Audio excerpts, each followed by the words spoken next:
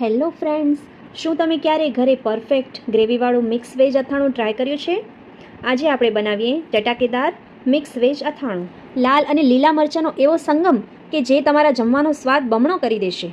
એકવાર બનાવી લો અને આખું વર્ષ તેની મજા માણો. 500 ગ્રામ લીંબુ લીધા છે, જેને સારી રીતે ધોઈ અને એકદમ વ્યવસ્થિત કોરા કરી લેવાના છે. 2 ચમચી મીઠું અને 1 ચમચી હળદર ઉમેરી અને સારી રીતે મિક્સ કરી લઈએ. 15 થી 20 દિવસ સુધી રહેવા લીંબુને આથવાના છે, જેથી લીંબુ એકદમ જ ગળી જશે. જેમાં બધું માપ મેં 250 ગ્રામ પ્રમાણે લીધું છે, જેમાં 250 ગ્રામ હળદર અને આદુ લીધા છે. લાલ અને લીલા મરચાં અને ગાજર, બધા શાકભાજીને સારી રીતે ધોઈ લઈશું. કોરા કરી લીધા પછી પણ 10 થી 15 મિનિટ માટે આપણે એને સુકાવા દઈશું, જેથી તેમાંથી બધો જ ભેજ નીકળી જાય. અને આ રીતે ચીરીમાં કટ કરી લઈએ.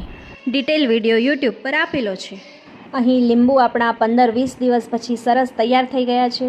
તો અહીં આ રીતે સરખી વાટકીના માપ પ્રમાણે બધા વેજીટેબલ્સ લીધા છે. તો આથેલા લીંબુ પણ એ જ રીતે 1 વાટકી જેટલા લઈશું. હવે એક મોટા પેનમાં આપણે આ બધી જ વસ્તુઓ સાથે રાખીએ.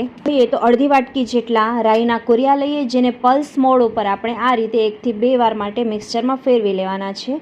અને એમાં આપણે 1/8 કપ જેટલું વિનેગર એડ કરી અને એકવાર આપણે મિક્સ કરી દઈએ. 1 વાટકી જેટલું કાશ્મીરી લાલ મરચું, મીઠું એડ કરી અને સારી રીતે મિક્સ કરી લઈએ. હવે આપણે એમાં તેલ એડ કરવાનું છે. એમાં આપણે 1/4 કપ જેટલું તેલ લઈએ અને એને ગરમ થવા માટે મૂકી દઈએ. ત્યારબાદ ઠંડુ કરી અને નવસેકું ગરમ હોય પછી આપણે એડ કરીશું. મિક્સ કરી દઈએ અને પેનની લીડ ઢાંકી દઈએ અને 12 કલાક પછી ફરીથી આપણે એને એકવાર ચલાવી લઈશું. 3 દિવસ સુધી સારી રીતે મિક્સ કરી અને આપણે બરણીમાં ભરી લઈએ અને આખું વર્ષ આને ફ્રીજમાં સાચવી શકાય છે. આ વિડીયોનો પાર્ટ 1 છે.